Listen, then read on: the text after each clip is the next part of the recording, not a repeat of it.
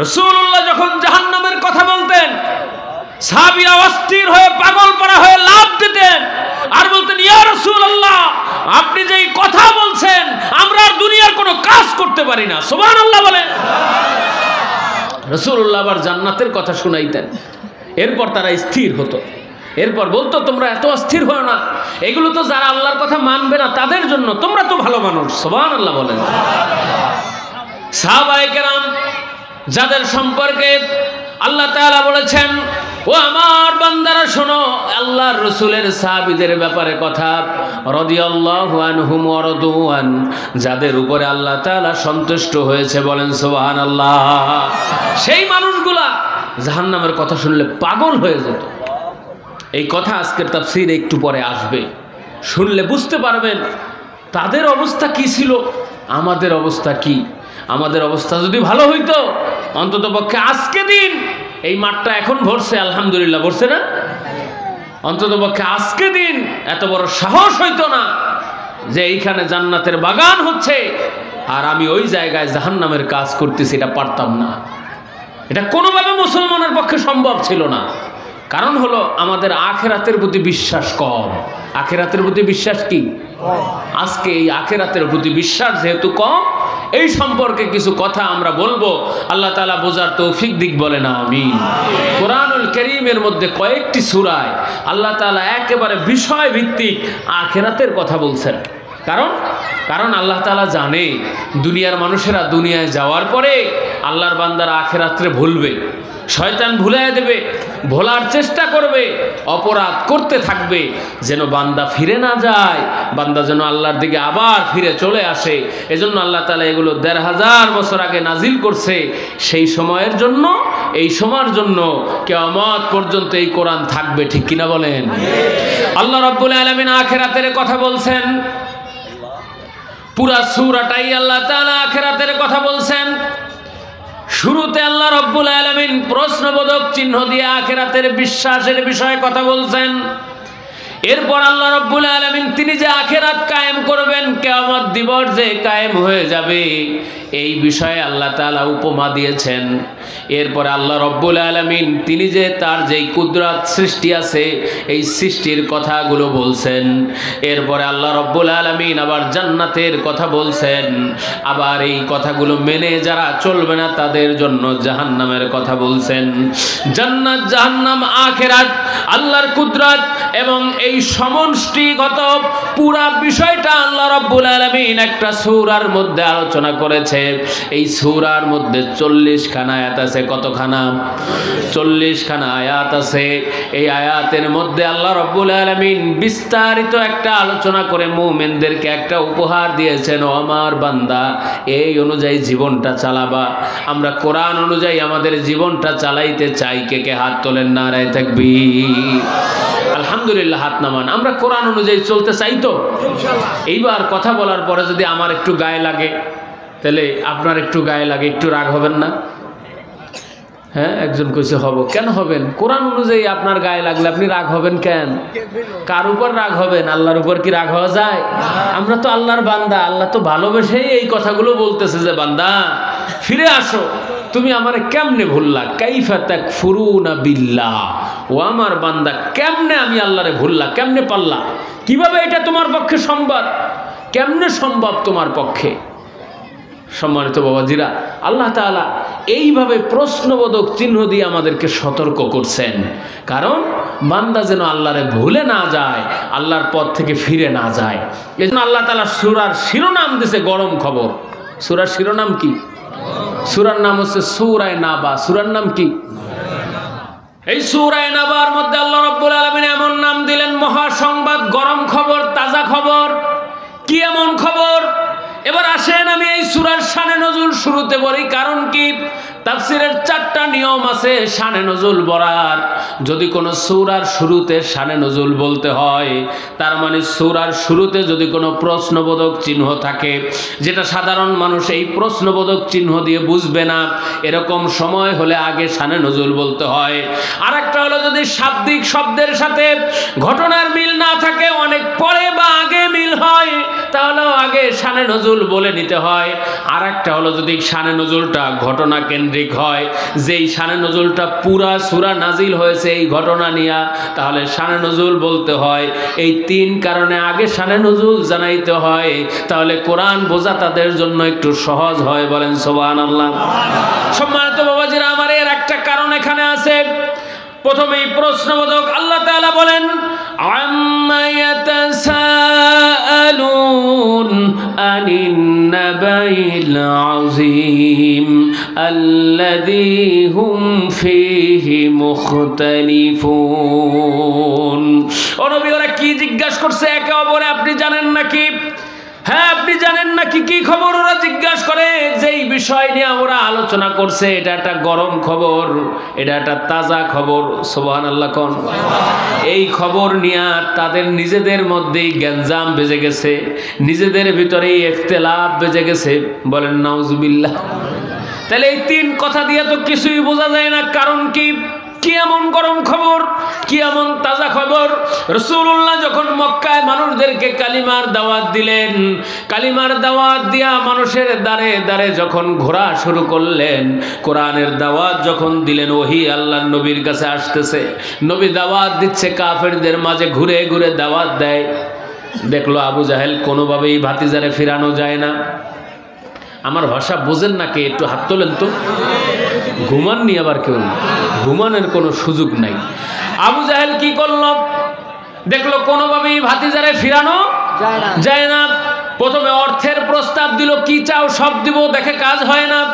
মক্কার সুন্দরী নারী চাও, তাও দিব, তাতেও কাজ হয় না। রাষ্ট্রের ক্ষমতা শক্তি কি চাও, তাও দিব, তাতেও কোনো প্রকার কাজ হয় না। নবীকে ইসলামের দাওয়াত দিয়া কোনোভাবেই ফিরানো যাচ্ছে না। এক পর্যায়ে কাফেররা পরামর্শ শুরু করলো তাদের সংসদ ভবনে। তাদের সংসদের নাম হলো দারুন নদওয়া। সেখানে বৈঠকে বসলো, দিনের পর দিন পরামর্শ করতেছে কিভাবে কোরআনের দাওয়াতকে বন্ধ করা যায়, কিভাবে ফিরানো যায়। কোনোভাবে চেষ্টায় পারে না। এবার সিদ্ধান্ত নেওয়ার জন্য বোর্ড বসছে, পুরা মন্ত্রিসভা বসছে। এবার আবু জাহেল প্রস্তাব করছে, ও আমার সহকর্মীরা শোনো, কিভাবে আমার ভাতিজার এই দাওয়াত বন্ধ করা যায় একটু পরামর্শ দাও। শয়তানের সাথে কিছু শয়তান থাকে কি থাকে না? আবু জাহেলের সাথেও ছিল কি ছিল না? উতবা, সাইবা, মুগিরা, বড় বড় কট্টর কাফের গুলো আবু জাহেলের আশপাশে তারা ছিল, ভালো ভালো মন্ত্রীর পদমর্যাদায় ছিল। তারা বলল, নেতাজি এই দাওয়াত ফিরানো নিয়ে এত চিন্তা কি? এই দাওয়াত তো ফিরাইতেই হবে, কিভাবে ফিরানো যায়? এবার পরামর্শ নেওয়া শুরু করলো। পরামর্শের মধ্যে কেউ বলল তারে দুনিয়া থেকে বিদায় দিয়ে দেন, কেউ বলল তারে মক্কা ছাড়া করে দেন, কেউ বলল তাকে জেলে নিয়ে বন্দি করে দেন। 3 প্রকার প্রস্তাব দিয়ে দিল। কয় প্রকার? 3 প্রকার প্রস্তাব হয়ে গেছে। তাদের মধ্যে আরেকটা দল বলা শুরু করছে, আমি কিছু সত্য কথা বলি। কয় কি? তার আগে আবু জাহেল প্রশ্ন করছে, এই শোনো, আমার ভাতিজার দলে মানুষ এত যায় কারণ কি? কেন ভাতিজারে মানুষ এত বিশ্বাস করে? পাগল পাড়া হয়ে মানুষ কেন ঘরে? কেন মানুষ তার দলে এত যায়? তোমরা এই বিষয়ে মতামত দাও। শয়তানের লগেও কিছু ভালো মানুষ মাঝে মাঝে থাকে কি থাকে না? বিপদে পড়েও থাকে কি থাকে না? সম্মানিত বাবাজিরা আমার, এইবার কি করবে? এমন একজন দাঁড়াইছে, বলে, নেতা আমি বলতে পারি। তাহলে আমার একটা প্রশ্ন হলো, আমার আবার মাইট টাইট আছে নাকি, শাস্তি আছে নাকি জানিয়া নেই? কয় না, তোমার কোনো শাস্তি নাই। কয় তাহলে আমি বলতে পারি, আমারে যদি অভয় দেন, অনুমতি দেন, তাহলে আমি বলতে পারি কেন আপনার ভাতিজার দলে এত মানুষ যায়, কেন তারা ওই দিকে ফিরে যায়? কারণ আপনার ভাতিজা যেই কথা বলে সেটা দুনিয়ার কোনো মানুষের কথা নয়। এই কথাগুলো স্বয়ং আল্লাহ রব্বুল আলামিনের কথা। বলেন সুবহানাল্লাহ। এই কথা এত জাদু, এত মধু, এত সুন্দর, এত ছন্দময়, এটা বানানো কোনো কথা নয়। এই কথা যার হৃদয়ে প্রবেশ করে, আগুন হলেও লোহা হলেও মোমের মতো গলে যায়। বলেন সুবহানাল্লাহ। এই দলে কয়েকজন হয়ে গেছে, এই দলে কয়েকজন হয়ে গেছে যে হ্যাঁ, মুহাম্মদ যেই কথা বলে এটা কোনো বানানো কথা নয়, এই কথা হলো স্বয়ং আল্লাহর কথা। এজন্য মানুষ এত তার দলে যায়। এবার কয়েকটা গ্রুপ হয়ে গেছে, কেউ বলে দুনিয়া থেকে তারে বিদায় দিয়ে দাও, কেউ বলে জেলে নিয়ে বন্দি করে দাও, কেউ বলে তারে মক্কা ছাড়া করে দাও, আর কেউ কেউ বলে না এগুলো কিছুই করো না, কারণ সে যেই কথা বলে সব কথাগুলো সত্য। সুবহানাল্লাহ। লাগছে নিজেদের মধ্যে কেসাল, লাগছে কি নিজেদের মধ্যে কঠিনভাবে কেসাল লেগে গেছে। শুধু লাগে নাই, কেউ কেউ বলে কিয়ামত সত্য, কেউ কেউ বলে হ্যাঁ আখিরাতের যেই কথা বলে এটা সত্য, কেউ কেউ বলে না কেমনে মরার পরে আবার উঠাবে এটা কোনোদিনও সম্ভব নয়, কেউ বলে মিজান আছে, কেউ বলে না নাই, কেউ বলে পুলসিরাত হবে, কেউ বলে কিসের পুলসিরাত, কেউ বলে কবরে সওয়াল জবাব হবে, কেউ কেউ বলে দূর বেটা এগুলো কাল্পনিক কথা, কি বলে এটি সম্ভব নাকি। কয়েক মতে দলে লোক ভাগ ভাগ হয়ে গেল। এটাই আল্লাহ তাআলা বলতেছেন।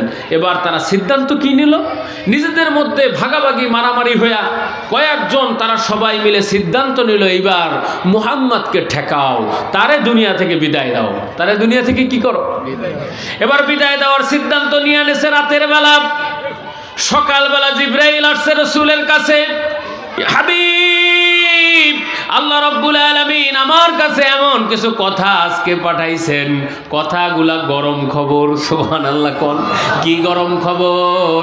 আল্লাহ তাআলা বলতেছে আম্মা ইয়াতাসাআলুন আনিন নাবাইল আযীম আল্লাযী হুম ফীহি মুখতালিফুন কাল্লা সায়ালামুন সুম্মা কাল্লা সায়ালামুন। আল্লাহ রাব্বুল আলামিন এই 5টি আয়াতে আল্লাহ রাব্বুল আলামিন প্রথম বলল, হাবিব ওরা কোন বিষয়ে আলোচনা করতেছে আপনি জানেন নাকি? নবীজি কি জানে নাকি? রাতের বেলা কোন সিদ্ধান্ত নিছে নবী তো জানে না। তারপর আল্লাহ তাআলা কি আশ্চর্যবোধক চিহ্ন দিয়া বলতেছে, ও হাবিব আপনি জানেন নাকি ওরা কি বলতেছে?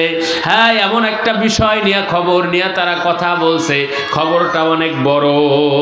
আনিন নাবাইল আযীম, অনেক বড় মহা সংবাদ নিয়ে তারা আলোচনা করছে। সুবহানাল্লাহ। বাড়ি যে কোন কি আবার সেই ঘটনা, এটার আবার বর্ণনা দিচ্ছে আল্লাহ রাব্বুল আলামিন বলে আল্লাযী হুম ফীহি মুখতালিফুন।